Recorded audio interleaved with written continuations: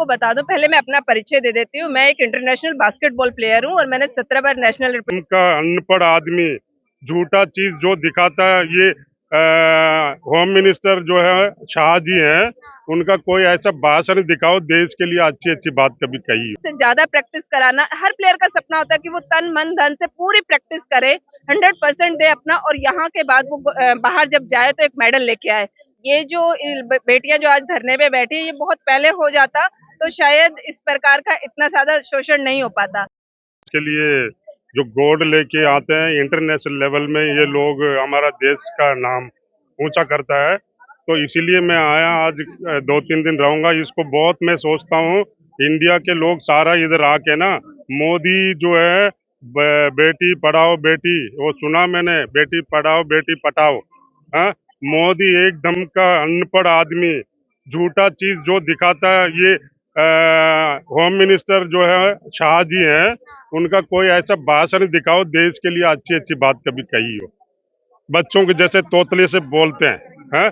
और ब्रिजभूषण जी 10 से 12 साल तक ऐसे शोषण करते थे। लड़की लोग, पहलवान बच्ची लोग, वो जब करते थे उनको कहाँ कहाँ सांस के लिए, सांस ठीक है करके उनको कहाँ कहाँ टच किया।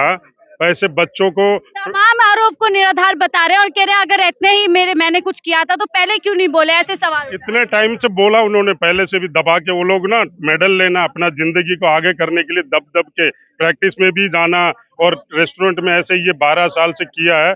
उनके घर में बीवी होंगी, वो क्या देखती होंगी। जब पहले चरण का यहाँ पे धरना प्रदर्शन किया गया था, हमने विनेश के मुंह से ही सुना था कि विनेश ने सारी जानकारी खुद प्रधानमंत्री मोदी जी को बताई थी किस तरीके के काम किए जा रहे हैं। संज्ञान नहीं लिया गया था तब से लेके अब तक। क्या लगता है जानबूझ के इस मामले की नजरअंदाजी की गई? कौन सा वाला? ये अभी हो रहा है इसका जानबूझ के। मोदी जी कर्नाटक में अपना वोट बचाने के लिए, और ब्रिजभूषण जी बोल रहा हूँ मोदी शाह बोलेंगे मैं, इन तीनों ने मिलकर कोई बड़ा घोटाला कर रखा होगा। क्या पता, सुप्रीम कोर्ट से ज्यादा कोई देश का क्या, ब्रिटिश का आज भी 99 ईयर्स के बाद में यहाँ आने नहीं दे रहे। वो आएगा तो ये केस यूएन में लेके जाओ, ह्यूमन राइट्स के अंदर। ये चीजों को छोड़ना नहीं है, पूरा भारत को जुड़ के। ये दिल्ली के जैसे राजधानी के अंदर कैपिटल में एक कमिश्नर पुलिस आके इसको एफआईआर होने के बाद भी इन लोगों का अरेस्ट नहीं कर पा रहा है। अगर हम जैसे साधारण आदमी का होगा तो अंदर कर देते हैं। ये इतना घिनौना सा है। कानून बदल चुका है, आप ये कह रहे हैं कानून को इन्होंने बदल के रखा हुआ है, और मोदी और शाह इन लोगों ने दबा के रखा हुआ है। ये बच्चियां झूठ बोलेंगी मेरे ऊपर, ऐसे ऐसे शोषण किया करके। मेरी घर की बेटियां झूठ बोलेंगी क्या? ऐसे आके अपना तमाशा करवाएंगी? इतने दिन से दबी हुई थी, 10-12 साल से उसने ऐसा किया है। उसके घर में भी कैसे नजर मिलाता होगा अपनी बीवी बेटियों से ये इंसान। मैं उनको बोलना चाहता हूँ, ये धन दौलत ये सारा यही रहने वाला। अच्छा, अभी भी इधर आके बेटियों से माफी मांग ले, मैंने जो किया। बाप क्या, वो खुद एग्री करते हैं। आरोप है कि देखिए ये मामला जो है खिलाड़ियों और फेडरेशन के बीच का है, इसमें सरकार पे आप लोग हमलावर क्यों? सरकार पे हमलावर इसलिए कि एक्शन क्यों नहीं लिया? अभी एक्शन ले लिए होते, मोदी को इधर होना चाहिए था। बेटियों के पास बेटी बेटी बोलते हैं, इधर आके कम से कम मिल लेते। ये पास में ही रहते हैं, मिलके इनके लिए कमिश्नर को बोलते अरेस्ट करो जो भी है। पट अगर ईमानदार आदमी होता है तो अभी अरेस्ट करवाना था।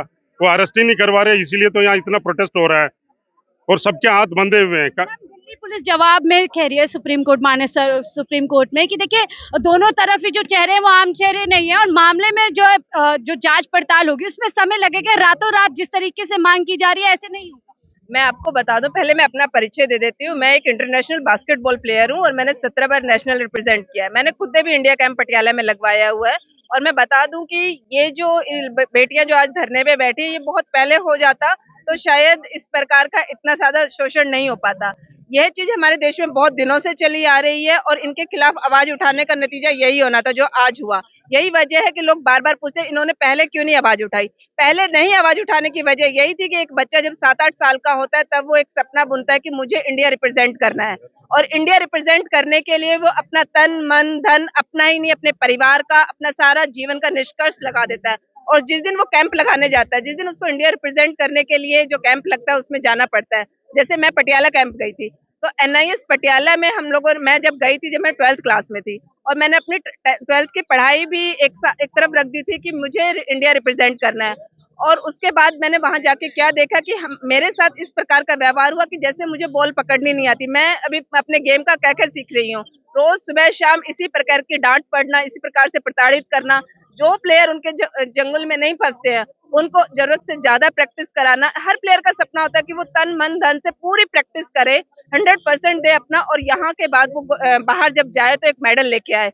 तो उसमें आपको प्रताड़ना की जरूरत नहीं पड़ती है। आप अपने आप से मेंटली प्रिपेयर होते हो कि मुझे अपना 100% प्रैक्टिस का देना है, मुझे अपने गेम का 100% देना। और जो लोग वहाँ कैंप लगाते हैं, जितने प्लेयर्स वहाँ कैंप लगाते हैं, वो सब फुल क्रीम होते हैं। हम भी अपने स्टेट के फुल क्रीम थे। मैंने हरियाणा से खेलती थी, मैं हरियाणा में हमेशा बेस्ट प्लेयर का मुझे अवार्ड मिलता था। फिर मैंने दिल्ली पढ़ा तो दिल्ली में भी मुझे बेस्ट प्लेयर मिलता था। परंतु इंडिया कैंप में ऐसा क्या हुआ कि मुझे वहां पे मतलब कि ऐसे बिहेव किया जा रहा है जैसे मुझे खेलना ही नहीं आता है। तो वजह जब दो चार दिन जब बीते मेरे, तो मुझे पता चला। मैंने पूछा फलानी दीदी कहाँ गई हैं, रात को वो वहां नहीं थी। मैंने पूछा कहाँ गई वो, मनप्रीत दीदी कहाँ गई हैं, तो पता चला कि वो कोच सुब्रमण्यम कोच होते थे, उधर गई हैं। तो थोड़े 2-3 दिन और बीते, जब हफ्ता बीता तो पता चला कि दीदियाँ इसीलिए जाती हैं, जबकि वो फुल क्रीम मेरे से हाइट में 6 फीट लंबी लड़कियां, उनको कहीं भी एडजस्टमेंट करने की खुलासा कर रही है किस तरीके की जो एक्टिविटीज है वो मैं बिल्कुल बता रही हूँ। आज मेरे को गेम छोड़े 25-30 साल हो गए हैं। मैंने आज तक अपने कोच के अलावा ये बात कहीं शेयर नहीं की। मैंने मेरे घर नहीं करी, मैंने शादी के बाद अपने हस्बैंड से शेयर नहीं की, मैंने कहीं शेयर नहीं की, क्योंकि हिम्मत ही नहीं होती। हम उस देश की बेटियां हैं जहाँ पे बेटियों को घूंघट में रखा जाता है। बहुत हिम्मत करके हमारे माँ बाप हमें खेलने के लिए भेजते हैं, और यदि अगर हम इस प्रकार आके अगर कुछ बताएं तो वो हमें फिर दोबारा नहीं जाने देंगे कभी भी। तो यही वजह होती है कि बेटियां इन चीजों को छुपा लेती हैं। मैम, आप इतना समय बीत जाने के बाद आज ये बात यहाँ से ओपनली कर रही हैं, क्या ऐसा क्या इन लोगों ने आपको इंस्पायर किया कि जब ये लोग बात रख के अपने आप इंस्पिरेशन आती है ना, कि जब ये बेटियां इस तरह की आवाज उठा सकती है, तो अंदर से जो हमारे, आप देखिए मेरा रोंग खड़ा हो गया कि इन बेटियों में कितनी हिम्मत रही होगी कि इन्होंने इतनी कम सी उम्र में इतनी बड़ी आवाज उठाई है। इतने बड़े, हम सब जानते हैं कि ब्रजभूषण जो है वो 7 बार का सांसद रह चुका है, उसका बेटा विधायक है। आप कहते हो कि मोदी सरकार को क्यों हम लोग बार बार टारगेट करें। मोदी सरकार को टारगेट करने की वजह ही यही है कि वो आज भी इसी प्रकार से बेशरम की तरह मुस्कुरा रहा है, उसको शर्म नहीं आ रही है, क्योंकि वो जानता है कि उसके पीछे एक बहुत बड़ी ताकत है। ये बेटियां भी जानती हैं कि उसके पीछे बहुत बड़ी ताकत है, पर हमें ये जरूर पता है कि ये लोकतंत्र है और यहाँ पे जनता की ताकत भी बहुत अहमियत रखती है। यदि ये जनता इसी प्रकार से इनके साथ जुड़ती रहेगी, देश इनके साथ जुड़ता रहेगा, तो एक ना एक दिन आप लिखवा लीजिए, ब्रजभूषण जैसे लोगों को ये डर होगा और सत्ता में आना तो बहुत दूर की बात है। इस प्रकार का शोषण करने से पहले वो हर व्यक्ति 100 बार सोचेगा कि मुझे इस प्रकार का शोषण नहीं करना है, वरना मेरा इंसान भी ब्रजभूषण जैसा ही होगा। तो हम चाहते हैं कि ये सरकार ब्रजभूषण जैसे इंसान को है एक बाहरी सजा दे, और उसको देख के हजारों लोग ये शिक्षा ले कि आज के बाद। आपसे यहाँ करूंगी, आपने बताया कि आप 25-30 साल बाद इस बात को यहाँ पे जिक्र कर रही है, जो भी आपके साथ रहा खेल के समय। इसके दो पक्ष है, हम देख रहे हैं कि देखिए खिलाड़ियों ने बड़ी हिम्मत की है और यहाँ पर एक तरीके से हल्ला बोल सरकार के खिलाफ किया है कि जो चीजें की जा रही है खेल के पीछे, उस काले सच को सामने लेके आया। लेकिन दूसरी तस्वीर भी देख रहे हैं, एक भारी खामियाजा भुगतना पड़ा है जिस तरीके से पुलिस की कार्यवाही इनके साथ हो रही है। तमाम आरोप इनको झेलने पड़ रहे हैं कि देखिए ये खुद फेडरेशन में आना चाहते हैं, अध्यक्ष बनना चाहती हैं, या फिर नेशनल नहीं खेलना चाहती, सीधा ओलंपिक के लिए जो है ये क्वालिफाई करना चाहती है। ऐसे आरोप लगता है कि जिस तरीके से दूसरा सच यहाँ पे बताया जा रहा है, ये आरोप लगता है। मैं आपको बता दूं, ये जो बच्चे अभी ये राजनीति में नहीं है, इनको इस तरह की अभी समझ नहीं है। मैंने बताया नहीं, एक बच्चा सिर्फ और सिर्फ उसको एक ही चीज दिखाई देती है, सिर्फ अपनी डाइट और उसके बाद अपना ग्राउंड, उसके बाद अपनी प्रैक्टिस, जो कोच ने कह दिया उसको फॉलो करना। तीसरा, इन्होंने जिंदगी में कुछ नहीं किया होता, इन्हें नहीं पता होता राजनीति में क्या चल रहा है, फेडरेशन में क्या चल रहा है, फेडरेशन लेने से क्या फायदा होगा, फेडरेशन छोड़ने से, इन्हें कुछ नहीं पता। ये लोग ही सिखाते हैं कि फेडरेशन में रह के आप ताकतवर हो सकते हो, एक अच्छा प्लेयर खड़ा कर सकते हो, एक अच्छे प्लेयर को खत्म कर सकते हो।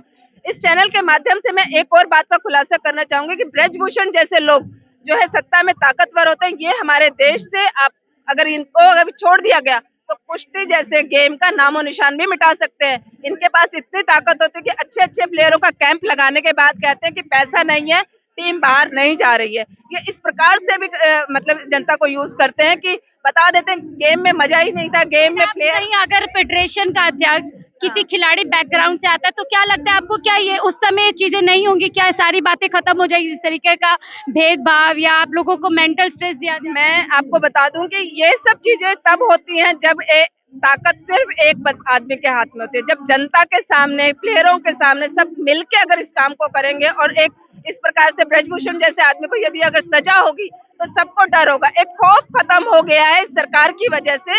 आपको पता होगा कि हमारे यहाँ पे पॉक्सो एक्ट का मतलब क्या होता है। पॉक्सो एक्ट लगते के साथ 24 घंटे के अंदर अरेस्टिंग होनी बहुत जरूरी है, ये हमारे देश का कानून कहता है। यहाँ भी 2 आदमियों का झगड़ा हो जाए, पुलिस फटाफट आके इनको अरेस्ट करके लेके चले जाती है। पर जनता इतनी सारी जनता अगर कह रही है अरेस्टिंग के उनके क्यों नहीं हुई है, उनकी अरेस्टिंग की वजह सिर्फ यही है कि जिस प्रकार से पुराने राजा महाराजा लठैत रखा करते थे, उसी प्रकार से बीजेपी ने ये लठैत रखे हुए हैं।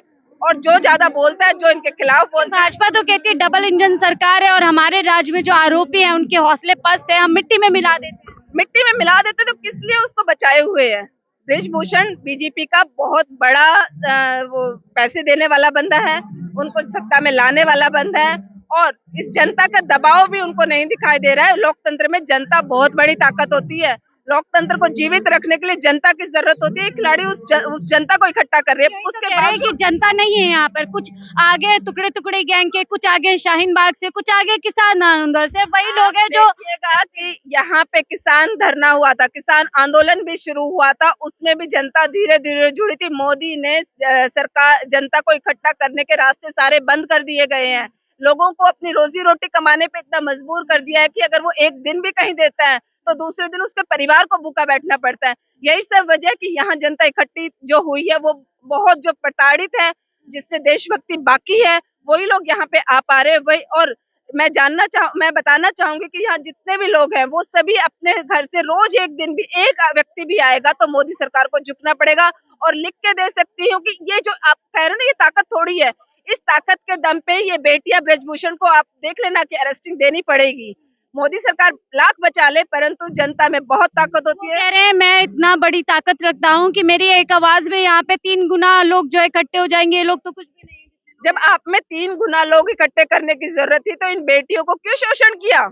क्या जरूरत थी इस प्रकार की आवाज लगाने की? और मैं इस धरने में आके शामिल कभी नहीं हुई, परंतु मैं भी आज ये बता रही हूँ कि निर्दोष हूँ मैं, तमाम जो आरोप है बेबुनियाद है और ये पूरी कोशिश है कि इनको ट्रायल ना देना पड़े, नेशनल सीधा इनको क्वालिफाई। कौन सा आरोपी बोलता है कि ये ट्रायल नहीं देना पड़े, ये ट्रायल नहीं देना पड़ेंगे। ये यहाँ भी प्रैक्टिस कर रहे हैं, ये हर जगह प्रैक्टिस कर, इनका मकसद ही जिंदगी में जब तक जिएंगे तब तक प्रैक्टिस करना है। ये ट्रायल क्यों नहीं देना चाहेंगे? हर प्लेयर अपने ग्राउंड से बहुत प्यार करता है, वो जिंदगी के सबसे ज्यादा समय अपने ग्राउंड को देता है।